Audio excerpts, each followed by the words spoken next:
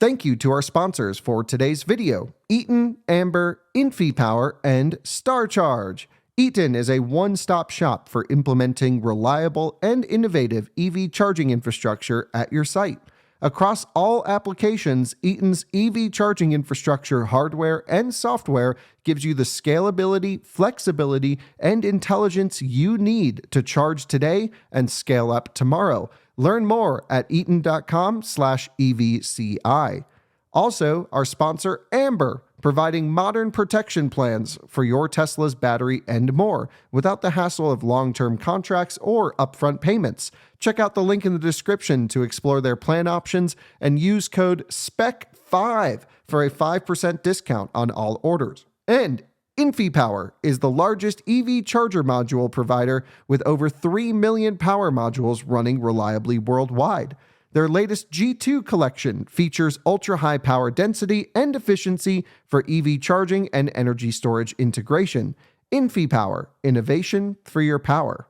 And StarCharge, the largest EV charging manufacturer in the world, and is also a provider of residential and commercial battery storage with microgrid solutions.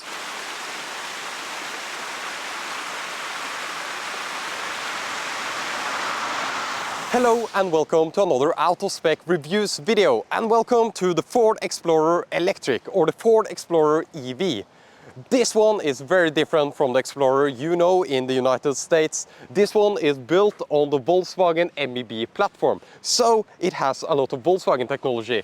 And today I'm going to do a full tour of this car here in spooky Norway. I'm going to talk about the specifications of the car, what's different between this one and, for example, an ID.4. Then I'm going to jump in the driver's seat and take it for a drive and talk about how this car drives. So join me as we check out the Ford Explorer Electric.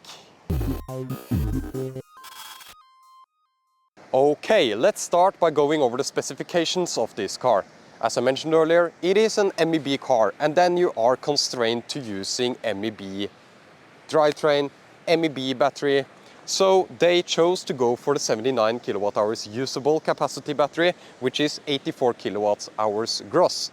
This means that this car can get a peak charging rate of 185 kilowatts, and it has a pretty flat charging curve like we have seen with recent MEB platform cars. In the rear we have a 210 kilowatt AP550 motor, or AP550.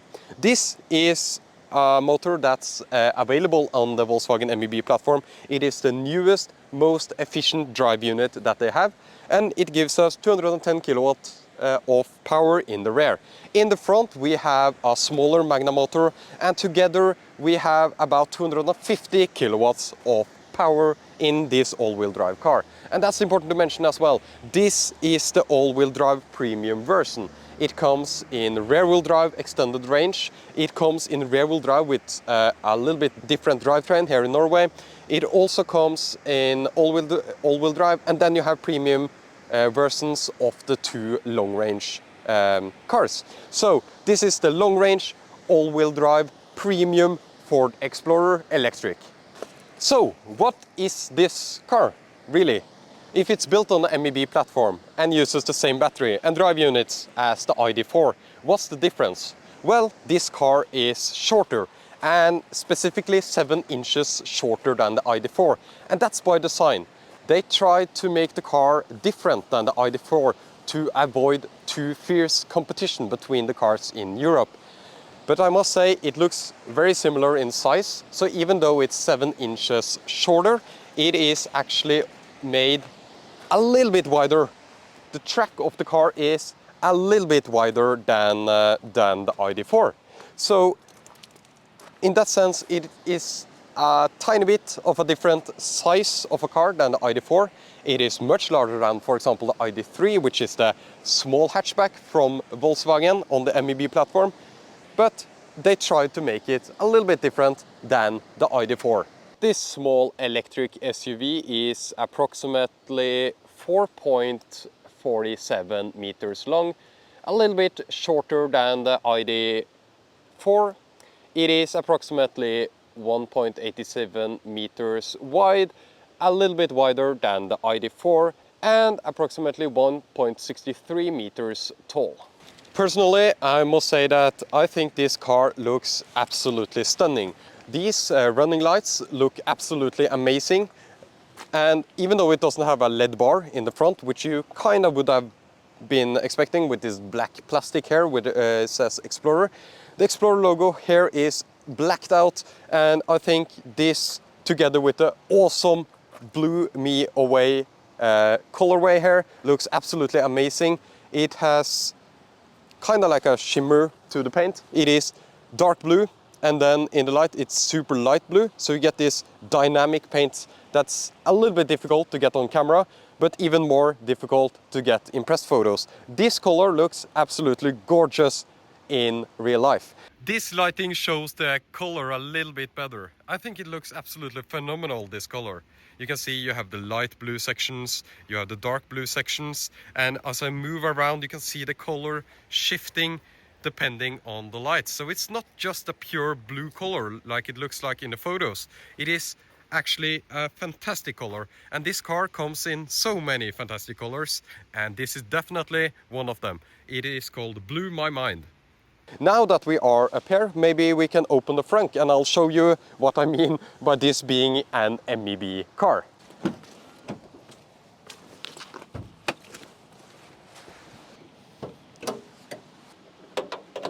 Here is the front of the Ford Explorer Electric, and it's the same as all the other MEB cars. Absolutely nothing of note here, which I think is a little bit of a shame. Also worth noting what's going on here. That you couldn't get a little bit of front here just to have a charging cable or something similar. I also hate the wiper fluid position here, because it looks like you're going to easily spill everything over the battery here, which would absolutely suck. But that's not what's important with this car. No MEB cars actually have fronts. Pricing is always different between European countries and especially the United States. So it's difficult for me to explain the numbers to you. But I'll convert the Norwegian kroner price to US, then compare it to the ID4, so you get an idea of what kind of price segment Ford is trying to reach here. This car starts at $40,000 US in Norway. This specific model with the all-wheel drive, the premium, is closer to $45,000 US. You need to add the paint, which is $1,000 option. You need to actually add a heat pump, which is standard on the ID4, for another $1,000. So let's say $48,000 US for this one. If you want an ID4 with similar specifications, that one starts at around $50,000 US. So this is a more affordable car than the ID4. This is very important to Ford because this is the price segment they compete in.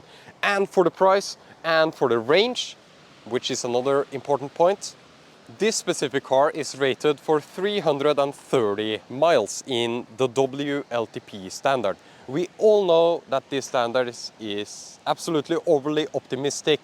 So to convert it to EPA, which you can't just convert it since you need to actually run it in a drive cycle, but just to give you kind of like an idea of what this might have scored in an EPA test, this one would probably reach around 280 miles in an EPA test. But this is the premium all-wheel drive with the big wheels, which are not on right now because we have winter wheels on.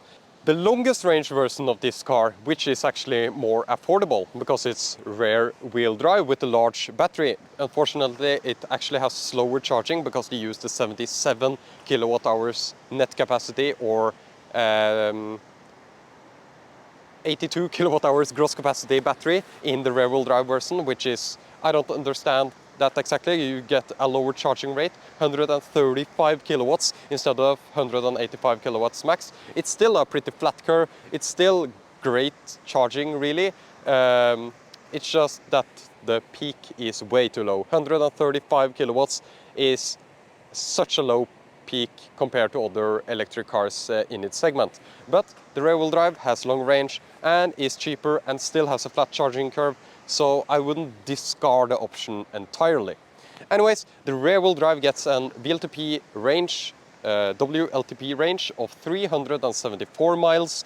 This would probably run in the EPA test cycle at around 320 miles. We don't know exactly, but I'm just converting based on how other cars do it in the European cycle and then in the American cycle, so you can kind of place this car in and compare it to other cars in the American market, if you are in the American market, of course. This car accelerates from 0 to 100 kilometers per hour in approximately 5.3 seconds. So let's move back. See, the key looks kind of familiar. It is the exact same key as the other Volkswagen MEB cars, including the ID Buzz, the ID4, etc. So exactly the same, but we can open the rear and we get my camera gear. Fantastic. Let me just clean this out. As you can see, this is a hatch, so you have quite a lot of space in the height here. It's not the largest trunk, but it's definitely good sized. I'll put down the seats and then I'll jump in. I'm 5'9", so you can see approximately how much space there is. And there is no way to put the seats down from the rear here. You need to manually put the seats down from the second row. So let's jump in. Oh, the panoramic roof is great if you're sleeping here, but I must honestly say that it's not the longest car. As I mentioned, it is shorter than the ID4, so I think you would have to put some kind of stuff in the middle here to extend the bed if you wanted to sleep in the car. But again, I'm 5'9", and this might give you some kind of impression of the size of the trunk and the size of the interior with the seats down. Let's continue. Is this the first Ford with a retractable tow hitch?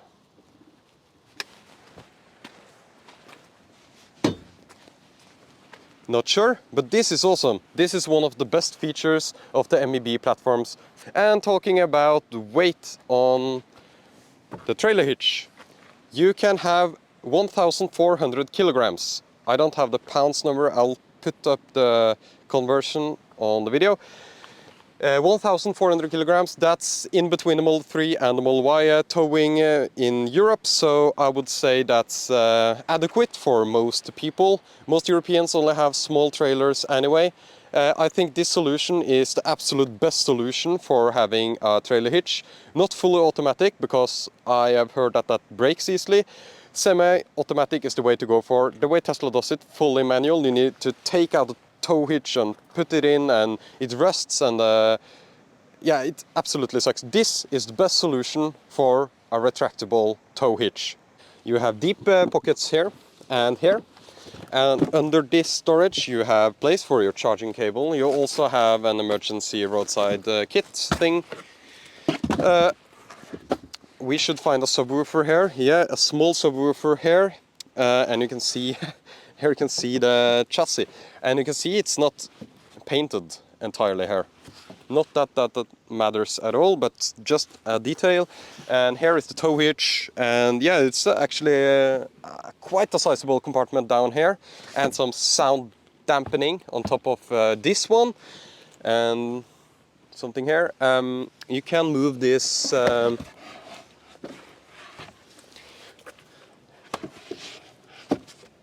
thing out, and you have more space, of course, but you can also put this one down on the lower level, which makes kind of like a permanent storage increase for your trunk, which is nice. You have points for cargo here, so you can secure your cargo. You have a 12-volt outlet, which is nice to have in the rear. You have lights, of course, and you have a hook for your grocery store bags, which is a nice feature in my opinion, and you have it on both sides. And here is the switch for the tow hitch, of course. You also have this partial shelf, which I would remove immediately. Aside from that, this premium version comes with an automatic trunk with a Ford sound. Sounds like an F-150. And rear wiper, amazing. Rear wiper is super nice for these conditions, really. Charge port. You have the classic MEB charge port with this flap that sucks. I would just rip this one off, and it seems quite easy to do. You can just hang it there, of course. So that's an okay solution, I guess. But I like when there is just nothing here, or just flaps like a BMW has. Aside from that, this looks exactly like a normal MEB charge port with a little light here and a little description of all the different things you need to think about. And a description of what the lights mean and how you disconnect the charge port. It is a manual charge port, and it is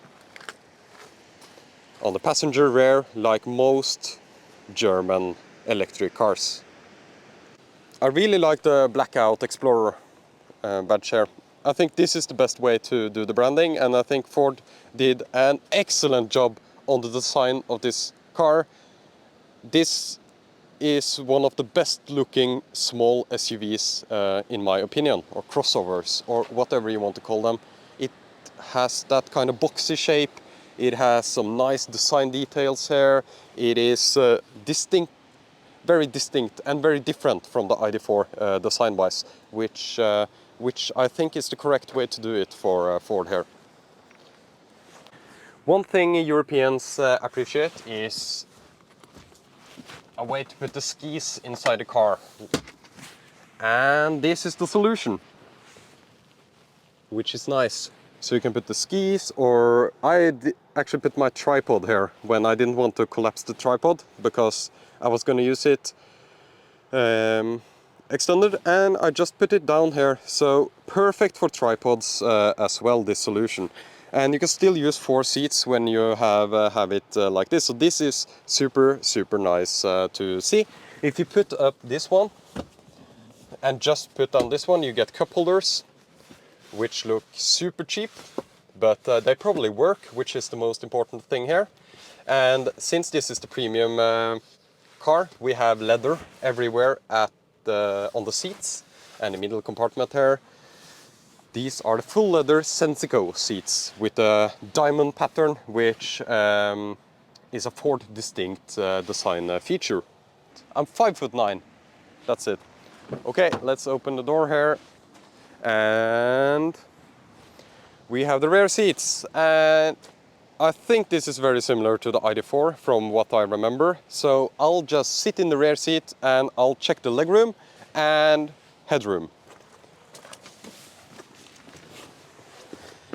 Legroom is great, amazing, flat floor throughout the entire car, like any other MEB car, of course. Due to the panoramic roof, I have good headspace with about a hand in between my head and the roof. Great. And yeah, lots of space for me. And I think this would suit most people. Much better space than the EX30, for example. This is a much larger car, of course. And I think this is a great small family hauler from the space that I see right here. What I don't like about the rear interior is the excessive use of hard plastics. Just listen to this.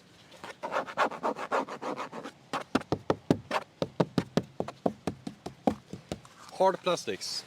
And not just here. This one is also hard plastic. And this is actually leather, or like a fake leather material. And it's really thin. It's not soft at all. Even my Tesla Model 3 has softer leather than this one. So not very impressed with the interior feel here. And the hard plastic continues down here. The speaker grill, the Bang & Olufsen speaker grill, is plastic. And the plastic continues down here. and of course inside the compartment here, which even Tesla has understood that they need felt material here to make sure that stuff don't make a lot of sound when you put them down here. So this, almost the entire panel is hard plastics, even the door handle is hard plastics. This is of course a Volkswagen component as well. Everything here almost are Volkswagen components, and hard plastics here on the touch points as well. So this is the rear door. It's a little bit different in the front. I'll jump in the front and show you very soon. So here we have the Ford Explorer Electric. Here we have my Tesla Model 3. This is, in my market, a much cheaper car because it's a rear-wheel drive, the cheapest Model 3 you can buy. So if we open this one and without denting my Tesla here, you can hear we have hard plastics. This one is kind of leather, but everything else is hard plastics. So just compare it to the Tesla, which is known for not having the best interior quality. Leather, leather, leather, leather, leather, leather, metal grill for the speaker, metal, not plastic. Leather, even down here is leather. Soft, you can hear it, and felt material inside here. So that's what I'm talking about when I'm talking about the hard plastic use in this Ford Explorer Electric and generally in the MEB cars. And who cares about leather use in the back? It's the front. Well, here it is better. Here you have leather here, you have leather here, but this is still hard plastics. And this is also leather, so that's nice, but still a good chunk of this is hard plastic, and you have hard plastic inside here, so it'll get noisy when you have your water bottle, keys or whatever you want to put in here. It'll be noisy. So let's compare it to the Tesla. The Tesla has leather here, leather here, leather here, but also leather here. This is leather or fake leather. And inside here you have felt. So this one feels like a more premium interior. The window switch is also a distinctive Volkswagen window switch. And here is the door sound.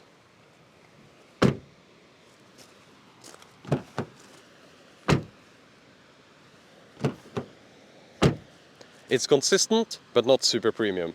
Let's start with the quality of the driver's interior. Here we have more leather than hard plastic. So this is actually leather.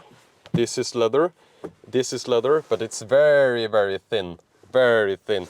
And you still have the same cheap plastic grille for the Bang & Olufsen system. And then you have hard plastics down here, which is kind of strange because even my super cheap $10,000 cheaper Tesla Model 3 has kind of like a leather material here, and it's thicker fake leather than this one. Anyways, enough about that. We have this terrible placement of the window switches. Sorry, it's not terrible the placement. It's terrible that it's only 2 switches because you want 4, because there is 4 windows. So how do you lower the rear windows? Well, you press this one, and now it controls the rear windows. You can also hold this in until it is blinking, and then you can take down all the windows at once.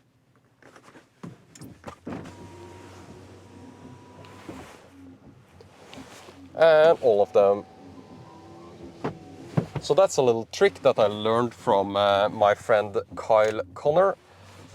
So aside from that, I think they should add 2 more switches. And I'm kind of disappointed in Ford because they had an opportunity here to take customer feedback, which Ford is actually very good at. That's their main selling point almost, is how much they listen to the customers and implement smart features. They should have added those 2 buttons here. But maybe it's not possible on the MEB platform because none of them have that. Controls for adjusting the mirrors.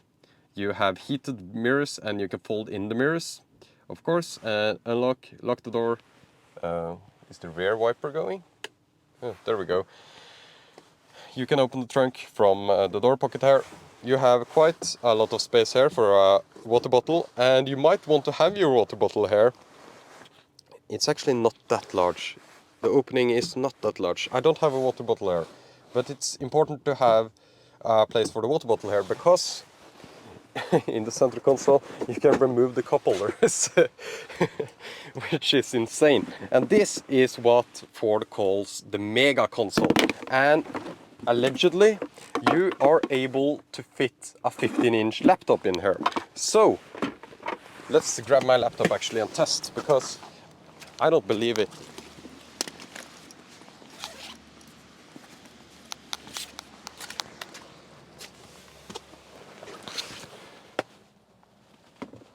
Oh wow, you can fit 1, 2, 3, 4, 5, 6 MacBook Pro 16 inches inside here. Wow, but then you can't have the cup holders.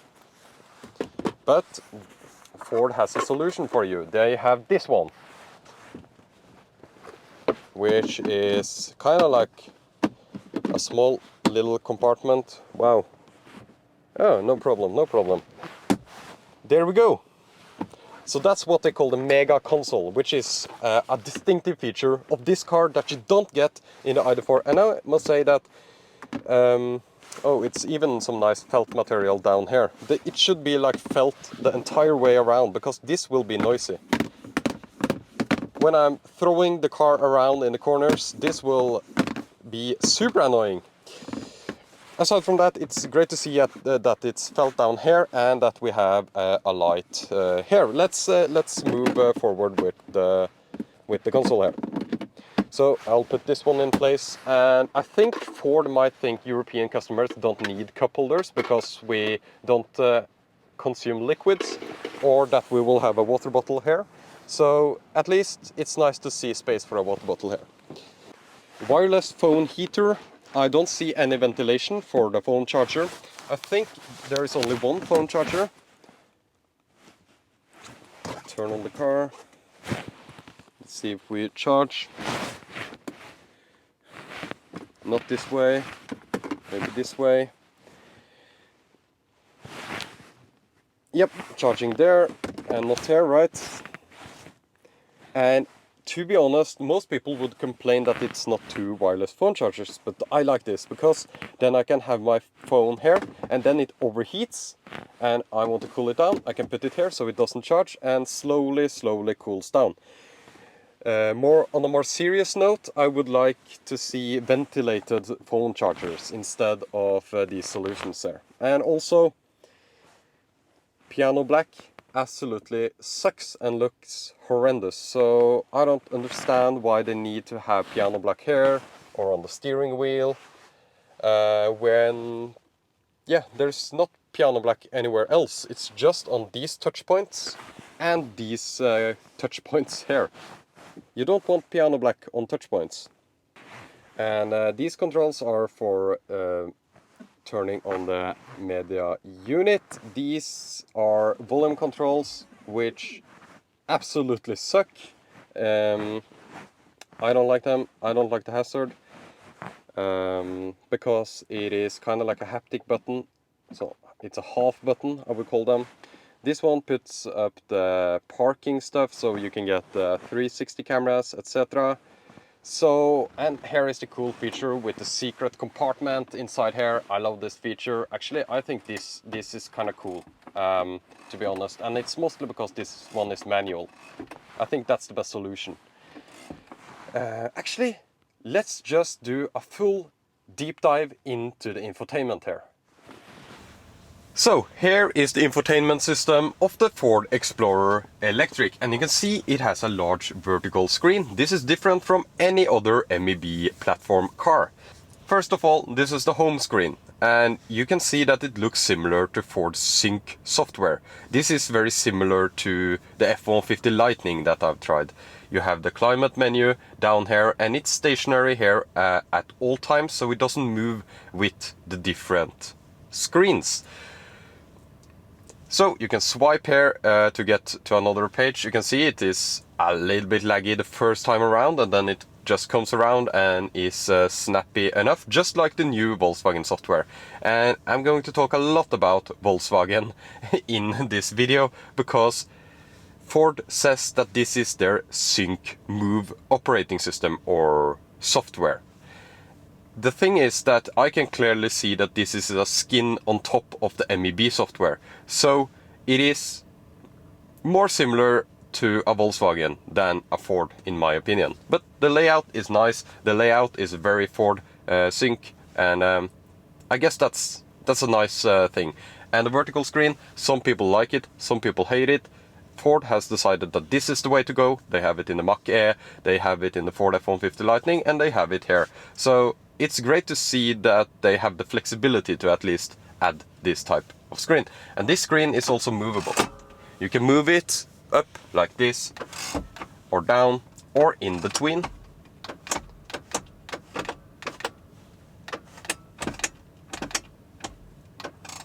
At different steps.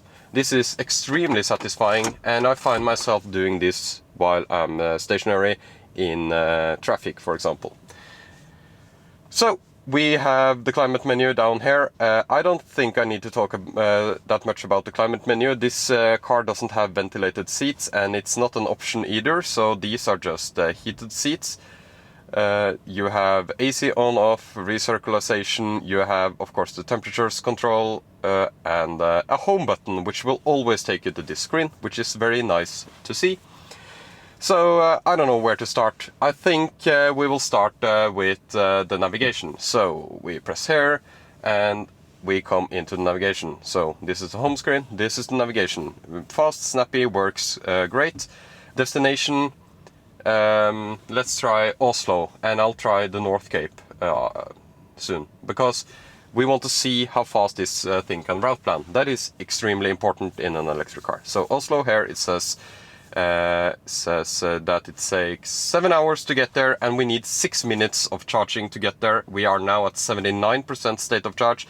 6 minutes charging to Oslo, to get to Oslo, is very, very good, and also realistic for the range of this car. So that's nice to see. It is so far realistic. Let's take start, and it says 1 charging stop at Mer Svingele Bjørneparken. It's a 150 kilowatt. It chose a 150 kilowatt in a car with 185 kilowatt charging and multiple charging options in between. I would have liked to seen it actually choose a faster charger than 150 kilowatts.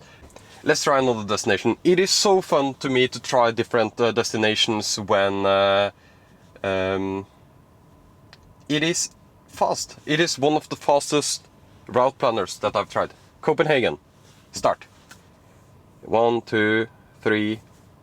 3 seconds. 4 seconds. Copenhagen. Okay, 1 stop at this one. 1 stop at this one. 1 stop at this one. And yeah, it just shows nearby chargers. Oh, it shows in that way. I started to wonder why it started with Sweden and then Norway.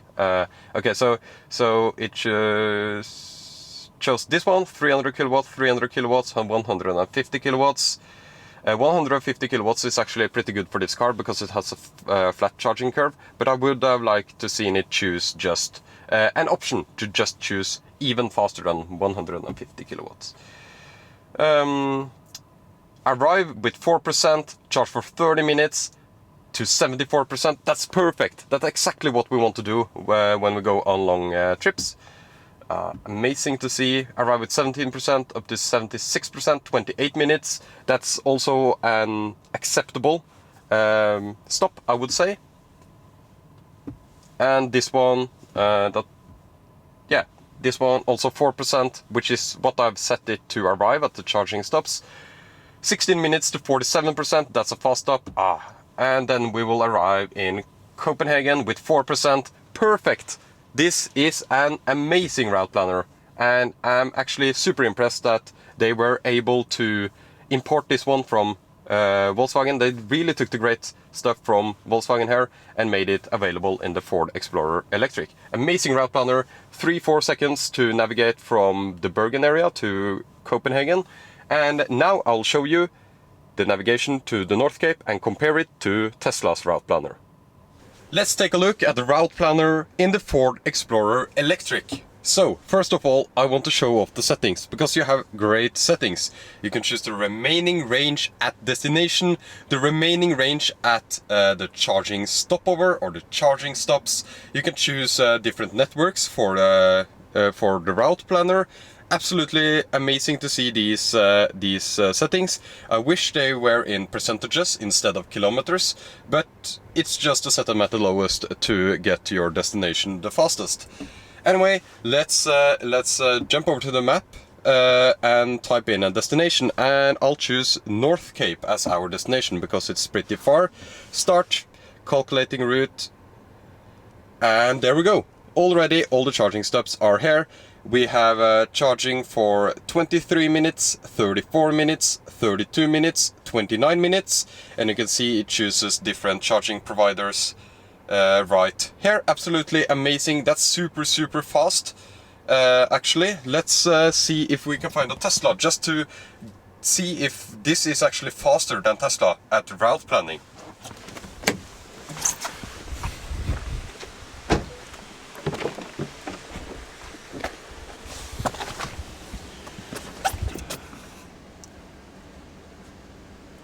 North Cape.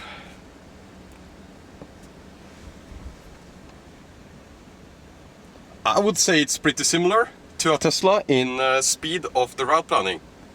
Okay, we will move on from the route planner to show you something that I think is absolutely amazing with this electric car. The charging menu. The charging menu is so important. So here we can set the charge limit down to 50%. Or to 100% of course, and it recommends a 80% daily charge limit, which is great.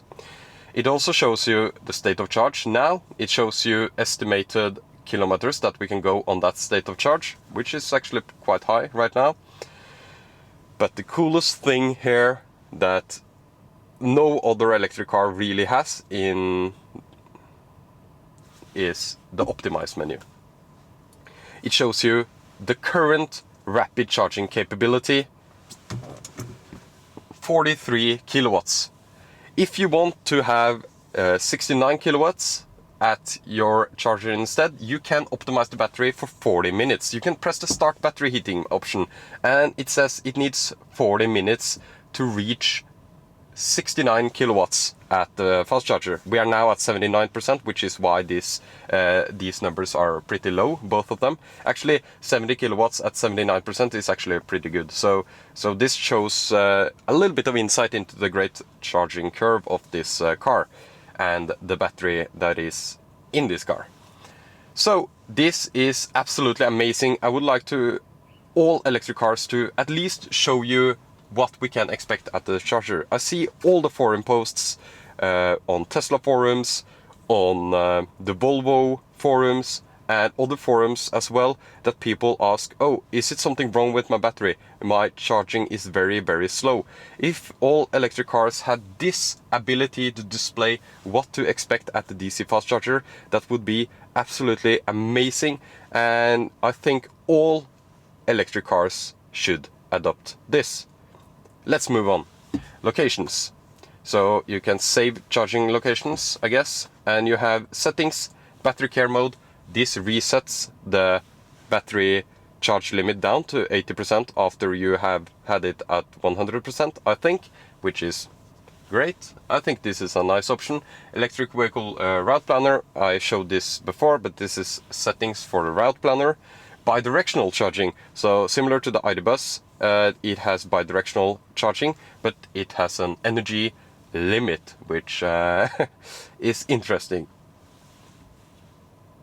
And you need some special equipment for this. I actually don't know much about the bidirectional charging in the MEB platform.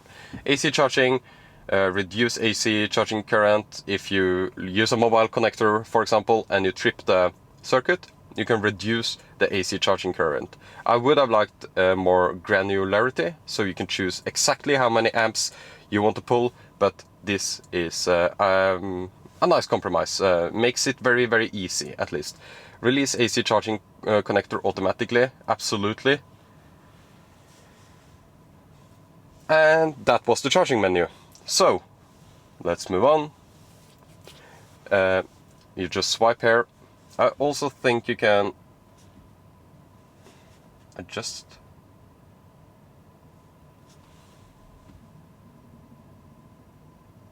Yeah, you can adjust this menu.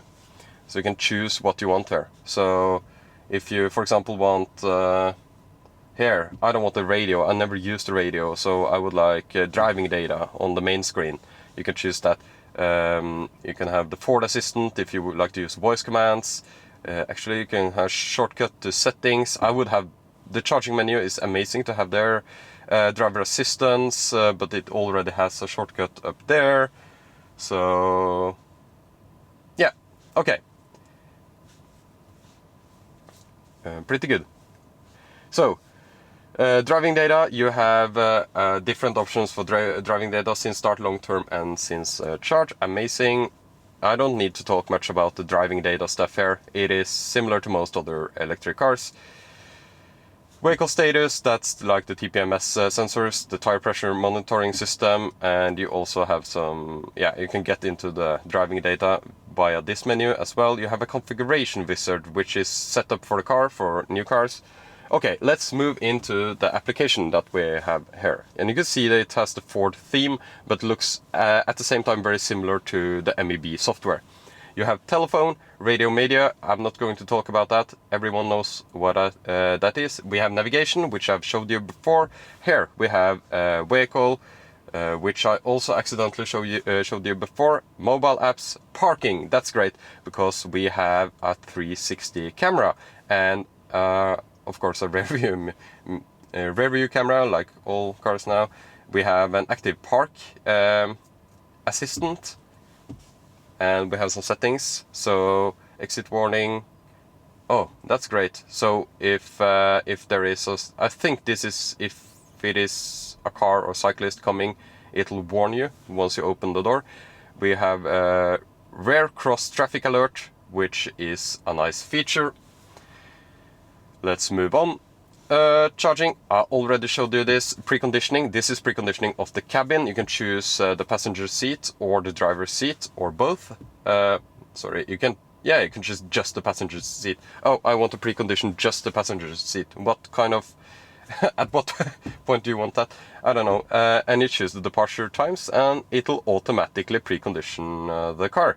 And you can also turn on this option, start preconditioning, when the vehicle is unlocked. I like this feature, so I turned it on already.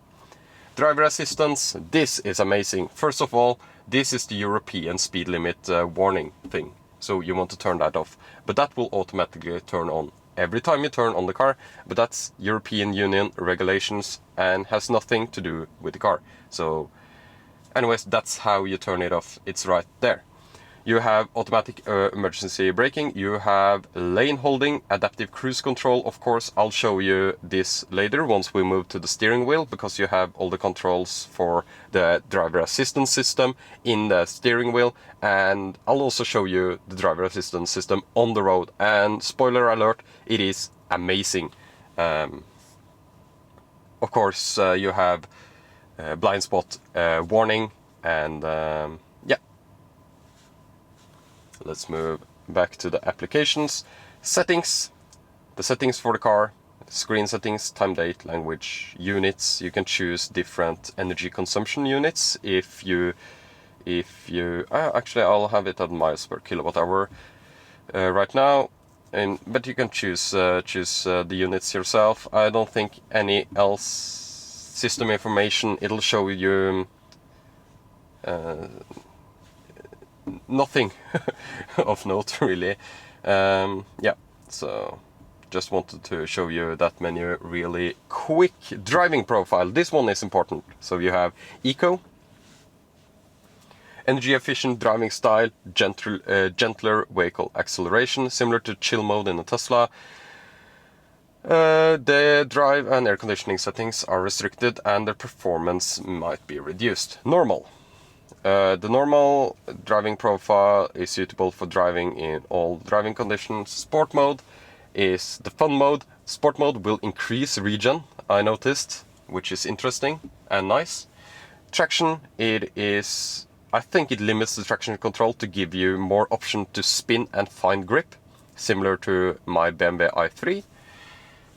And individual, so you can choose all these settings yourself. And here I've set up individual. I want normal climate, I want adaptive cruise control in sport, so it'll be more aggressive. I like that. Drive, sport, of course. Steering, I like to have it in normal, but the steering wheel in this car is actually super light, regardless of what you choose here. Driving dynamics, and that's just the MEB platform, I think, if I remember correctly. And yeah, you also have the ability to choose the different modes here. You can see traction has this kind of off-road mode. I think it'll be nice if you are, for example, driving up a dirt road. Ambient lighting, you have, for some reason, you have 3 different moods, and that's sunflower, moonstone, and volcano. I don't know why that's the moods, and the moonstone is the best of them, but you can choose individual. So you can choose the top and the bottom color here, exactly to your liking. So you can have the worst color theme known to mankind, or you can choose something really nice, like teal. Northern Lights, maybe. Ah, there we go. No, more green. I think this, more green, and then purple. Ah, there we go. So yeah, I'll show you this as it gets darker, how it actually looks in the car. So we have the option to have it automatic with drive modes. This is really cool, actually. So it'll change colors based on the drive mode you are in, or you can turn them off entirely. Next page, sound. The sound system is the Bang & Olufsen sound system. It is not that great. It's better than the stock sound system, and I would choose this option just because it's much better than the base sound system. And you have some basic settings for the sound system. I like to have it in energetic. You can choose the focus and the volume, of course. And oh, you can turn off the goodbye sound of the car. That's interesting. Where were we? Connectivity, not interesting. Ford Assistant, version info, I'll jump into that, and air conditioning. And air conditioning is also available down here. Version info, so it says it has the software 1.0. It just takes a little while. There we go. That means absolutely nothing, because this is a software skin from Ford. So it is more likely similar to the 4.0 software, I think, from Volkswagen MEB, the MEB software. Don't quote me on that. Air conditioning menu. Here is the full air conditioning menu, but this car has manual air vents, so it's not much that you need to do here. You just set the settings you want. You have like a smart, which we have also seen in Volkswagen cars, the smart kind of automatic climate controls. So you have warm my hands, rapid heating, rapid cooling and stuff. If you don't know how to set your climate for different types of scenarios, I actually like this. I think it's cool to have predefined macros, I would call them. And you have heated steering wheel with 3 levels, of course. That's important. If it's like the heated steering wheel in the ID Bus, I'll actually turn it on so I can test. It is pretty good. AC Max recirculation, I think. What is this? Oh, it's probably synchronized between the passenger and the driver. Okay, okay, so we are finished with this app menu. So I move up to these buttons in the top here. So the first one is a picture of the car. I press the picture of the car. ECS system. So you can turn this one, traction control, off. You can choose to disable the stability control. And it's just, there we go. This is pretty cool, I would say. Have it kind of quickly available, and yeah, having the ability to disable traction control would be really, really fun if it didn't rain like crazy right now. Auto hold is automatically enabled. I noticed this when picking up the car, and this should always be enabled in my opinion. Charging, this will just jump to the charging menu. HUD position, this one has a heads-up display, which I'll show you. So you can choose where to have it. Actually, I'll move it a little bit up, a little bit down. There we go. Why is this? This doesn't make sense. Okay, and you can turn off the HUD. Okay, interior monitoring. This is great if you have pets in the car for a short period of time, because this car doesn't have dog mode. Why? Okay, here's the drive modes again, and here's the quick menu to get to the driver assistance features. If you want to turn off any of the driver assistant features, you can also choose to have a list here instead of an image view, but it's the same functions. And we have seen this with, again, other Volkswagen cars. What else do I need to show you here? You can go down from the top here, and you can choose bright or dark for the theme, brightness. You can choose heads-up display and display brightness. You can turn off the sound. You can adjust the brightness quickly, and you can press air condition immediately, which is great if you want to leave the car and have a little bit of heating or cooling enabled. I think it's for 30 minutes, if I'm not mistaken. Time and date, nothing of interest. I think the most interesting takeaway here is that it has an amazing route planner. The system is generally snappy, I would say. Most people would be happy. I notice a little bit of lag compared to, for example, a Tesla. Again, it's very easy to compare this to a Tesla when I own a Tesla, but I think it's adequate for most people. I think it has an amazing route planner, and I already know the arrival state of charge is not necessarily super accurate, but it's I've been impressed by the ID bus about the state of charge arrival, which is just the last component to decide if the route planner is good enough. One thing is to announce that you will arrive with 4%, but you actually have to arrive with 4% as well. But from my experience with the ID bus and the earlier Volkswagen software, it actually was pretty accurate. So I would say that this is a great route planner with great customizability for arrival state of charge at destination and the chargers themselves. Let's move on. Moving on from the infotainment, here is the steering wheel and the driver position. First of all, you have a heads-up display. Let me try to show you.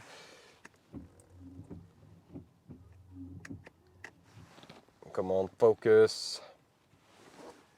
Oh, I have manual focus. Let's do this. There we go. That's how the driver assistant display and kilometers per hour and the speed limit looks in the heads-up display.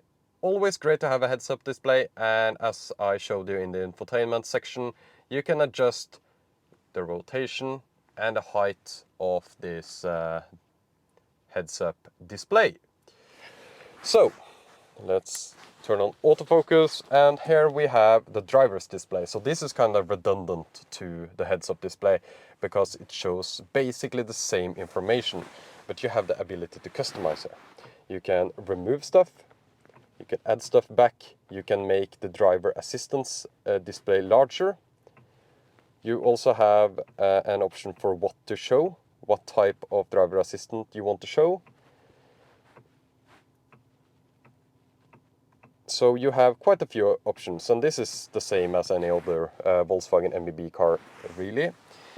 Here on the steering wheel, if we finish this section first, here you have heated steering wheel, which I have bumped into many times before, and you have 3 levels of heated steering wheel. Not very responsive. You have this kind of to switch radio stations or tracks. You have this thing to show different stuff on the driver's display. Like I showed you, you have a voice assistant. You have this one to customize the driver assistant display, and an OK button to, yeah, show OK. There is an up and down button here, but it's totally grayed out. I don't understand what these up and down buttons are for. They don't react at all. And I think these were the volume buttons in the ID4 or the ID bus. I can't remember. I can't really remember. But now there is a volume slider here. And I think the volume slider here is the similar part number to the climate adjustment in the ID cars. Let's move over here to the driver assistant, and I'll show you the entire driver assistant in the driving portion of this video. So here you have volume controls here. Okay. So you can adjust the volume from the steering wheel. That's great. It's a little bit, you can hear, it vibrates, and this has actually grown on me. I don't hate this. I don't think this is a super bad implementation. I do prefer the way Tesla does it with physical knobs. It's easier to gauge where you are on the steering wheel, but this one has a lot of features, more features than the Tesla one. So you have set res for cruise control or lane holding here. You can adjust the mode of the cruise control, lane centering, adaptive cruise control, and speed limiter, I think. Yep, speed limiter. So you have quite a few options right from the steering wheel here. I don't know what the X is for. This is the horn. Here is the window wipers, rear wipers. These ones feel a little bit cheap. They were nicer before. Doesn't really matter that much to me. You have window washer fluid, this button here. Focus please, there we go. And we have blinkers and high beams, which are matrix LED headlights, which are awesome. That's the best feature of the ID cars. You don't get it in the US anyways at the moment, but I hope you one day can experience the phenomenal matrix headlights in the ID cars. Here is the park button and the drive selector. A lot of people don't like this drive selector. I don't know, I love it. I think it's the best one. It's once for drive, once more for the braking mode, B for brake, it's the regen mode, it'll regen. And auto hold is automatically on, so this is kind of like one pedal driving, but not really. And you have neutral, and you have reverse, of course, and you have park. I think this is a great gear selector, and I have zero complaints. Here is the light control switch, and here is my main criticism of the ID cars, is really this one, because if I want the max defroster, for example, which is a safety feature, it is nice to have on a panel like this, but for me this is not different than a touchscreen. It can just as well be on a touch screen and make it updatable and customizable, like the Tesla one. I can move the defrost button when you have it like this. This is just like a touchscreen. For me, actually, it is less responsive than a touchscreen, so I don't like this implementation, but doesn't matter. That's the way it is in ID cars and now in the Ford Explorer Electric. So that's how you set your different light modes. So yeah, you can cycle between modes. Here you can see the Bang & Olufsen soundbar. I think you have a soundbar regardless of which system you choose in this car. You have to choose the Bang & Olufsen system. Somehow you need to, because it's just adequate, the Bang & Olufsen system. It's not perfect at all. It's not really that great, but it's much better than the base sound system. And that's the main criticism of the ID cars, is the lack of a good sound system. But here you have at least some kind of sound system. You have lights here, you just press this once, maybe you can dim them. Yeah, you can dim them if you hold in the button. You have an SOS button, and you have a rear view mirror. Not that exciting. You have manual vents. I'll show you the manual vents. I think manual vents is the way to go. zero complaints about manual vents in a car in 2024. That's nice. You can see the ambient lighting. I'll insert a clip here with some better videos of the ambient lighting because I'm a sucker for ambient lighting. Normal glow box. No complaints about the normal glow box in 2024. Here are the seats. And just to give my review of the seats, they feel fantastic. They feel great. They are like a Sensico sustainable vegan leather. I don't know what you want to call it. It doesn't really matter. They are very comfortable. They are soft. They have great support. They are not the best seats I've tried. I like my Tesla seats, and there are a lot of other seats that I like as well. They're not super notable for anything, but they are comfortable. I like them. And you have memory position here, and you have adjustable lumbar support. And yeah, here is how you turn on the vehicle.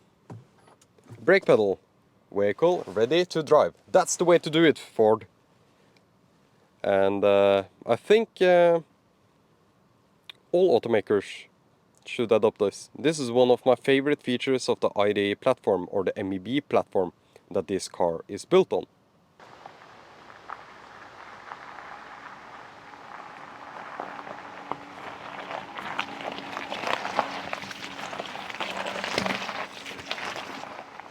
Okay, it is time to test the driver assistance system, and I think driver assistance systems is one of the most important things in new cars. And this system uses Volkswagen's Travel Assist, or IQ Drive. It's just rebranded to a Ford name, so I already know what to expect. And I expect actually a very good driver assistant system. The Volkswagen Travel Assist has some super nice features, which I will show immediately when I get to the highway. But for me, as a European, it is important for me that the driver assistance system also works on B roads like these. So I'm going to activate the driver assistant system, and now the car is steering for me. It has a capacitive steering wheel, so you only need to touch the steering wheel. You don't need to apply torque. If you don't apply any kind of touch to the steering wheel, it'll start dinging pretty early on. It takes these curves fantastic, no problems.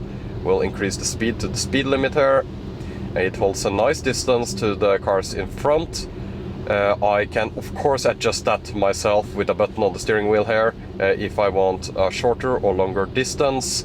It is also important to note that the adaptive cruise control is set to sport mode. You can set the adaptive cruise control to sport mode, just so you know it is set to sport mode in this test. So yeah, I don't need to touch the steering wheel right now, but it'll prompt me pretty fast that I need to touch the steering wheel. A little symbol comes up. Let's see how long it takes before it dings. Take over steering.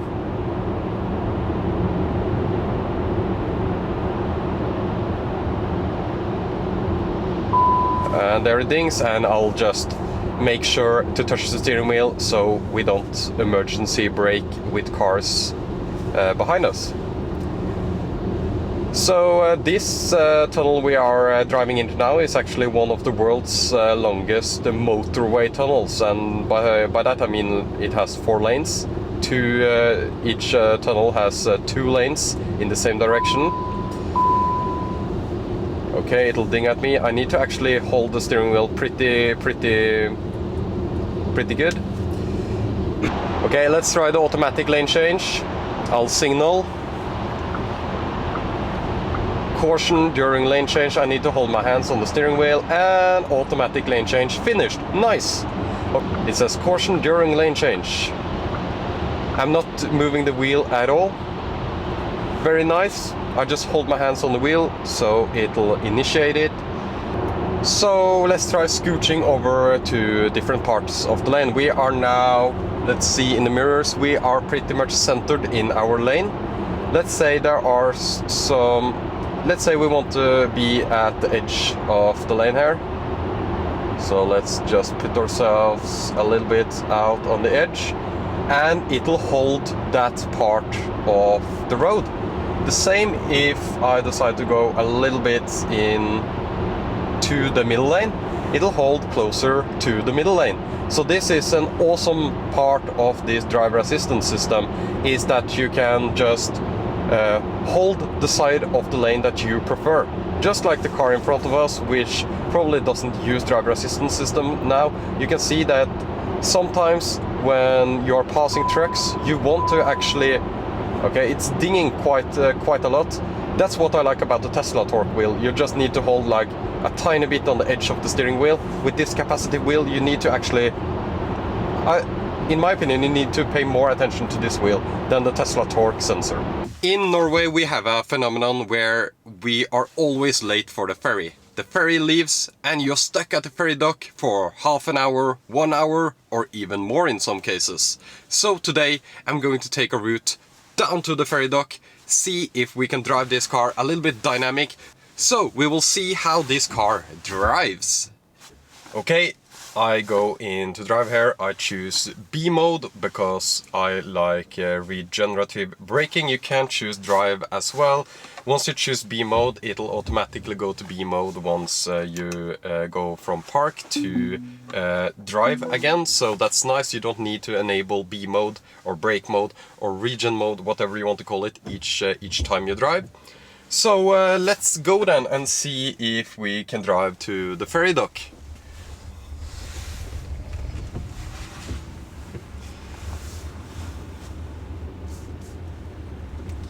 So first of all, this car drives similar to, for example, an ID4. That's a great comparison that I haven't used yet in this video. Of course, the MEB platform has always been rear wheel biased, which I think is the best solution to an all-wheel drive system, that it's rear wheel biased. And of course, if you want a single axle, I think the rear one is the one to go for. I like rear wheel drive cars, and that's because you can have fun in the corners. Okay, let's get in on the bus stop just to gain some distance to the cars in front. The ID Bus work van in front, which is awesome. It's the one with the doors that go like this. Like this. That's the ID Bus to go for. It is a Europe exclusive ID Bus with a work van configuration. Driving dynamic, sport, steering normal. I'll just have the steering in sport. I will have everything in sport right now. So everything is in sport, just so you know. Okay, here we go. It is a higher speed limit and we can push the car a little bit. We can't go too fast because it's of course raining and these roads are a little bit narrow as well. And I'm not a driving dynamics expert. That's why you watch Kyle Connor, right? So I'll just say how it feels to drive, and I can immediately tell you that it feels like an MEB car. And Ford actually said that they would tune the suspension to feel more like a Ford.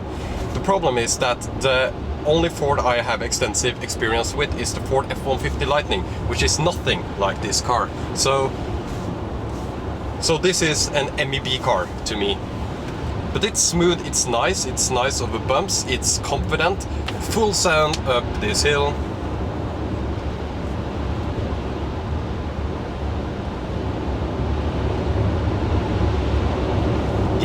It's actually got some power, definitely. And how does the brake feel? Oh, amazing braking. And it got drum brakes in the rear and normal brakes, disc brakes in the front, and yeah, just like MEB cars does, but still great braking performance. So power-wise, like I mentioned, about 340 horsepower. It is a heavy car. It's about 2,100 kilograms. So a little bit heavier than a Model Y. It's so fun to drive MEB cars fast because they are so confident. They know what they do. They have like the German flair to the drivetrain that I really think is a good quality of the MEB cars, and something people who like to drive fast in the corners, especially with benefit. The top speed of this car is just 180 kilometers per hour, which is pretty low compared to competitors from Tesla, for example, which all Teslas go to at least 200 kilometers per hour in the new ones. So it's a little bit lower top speed, but in Norway the top speed doesn't matter because all the roads are so slow anyways, so many corners. So yeah, it's great to see that it's fun to drive and that you can push it hard in the curves, and yeah, and the binging will start, of course, because allegedly someone passed the speed limits. After having driven the Model Y, I would say that this one feels more confident on the road. It is easier to place in the curves, and I would say that it's just as fun to drive power-wise. And great driving car, I would say. Fun to drive, not just safe to drive. Of course it's safe because all German cars have somewhat great brakes made for high-speed driving on the Autobahn, so the safety is there. And here is broken asphalt, completely broken, totally comfortable inside the car, no complaints there. Of course I can hear the winter tires struggling on these water puddles, but that's to be expected. That's something you can hear inside the car. That applies really to all cars, so the NVH is good for this car. A few bumps in the road. It feels like a comfortable car that is a little bit floaty, but at the same time it feels like it has connection to the ground. That's the best way for me to describe this car. Yeah, but it's the MEB drivetrain, and the MEB drivetrain is solid, and you know what you get, and there are no surprises. I think the MEB drivetrain is underrated. I think it is one of the better electric drivetrains that is out there. And now with the new, or maybe not new anymore, but the AP550 motor, we get efficiency, better efficiency on the MEB platform as well, and more power. 210 kilowatts in the rear, which when the total power of this car is 250 kilowatts and 210 kilowatts of that power is in the rear, this is definitely a rear wheel biased car, like any all-wheel drive MEB car. And there is the ferry! We can make the ferry! Amazing! We made the ferry! That's great! Awesome! Actually, I won't go on this ferry, because then it's literally just a ferry to nowhere, so yeah. But it's a nice showcase that this car works to get you to the ferry in time. That's awesome! Thank you so much for watching another Out of Spec Reviews video. Do you like the Ford Explorer Electric? Do you think this is a nice addition to all the other electric cars that are coming out? I know this car is not available in the United States, but I think it's important to show what the heck Ford is doing over in Europe. And here it is, the Ford Explorer Electric, built on the MEB platform. A little bit different than the ID4, drives amazing like the MEB platform does, has a great price, competitive price, has good range I would say, and also great space, and a little bit disappointing interior, and of course it doesn't have dog mode, which is one of my major gripes with everything that isn't like Lucid, Rivian, Tesla. Yeah. It's a legacy automaker thing to not have dog mode, so I think they need to add that, and I'll mention it in every video I make forever. Thank you again so much for watching. I hope you found some interesting bits in this video, and yeah, thank you again.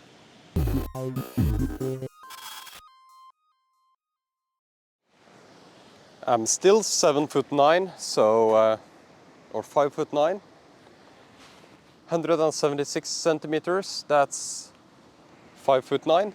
I'm not 7 foot, I'm 5'9". That's it.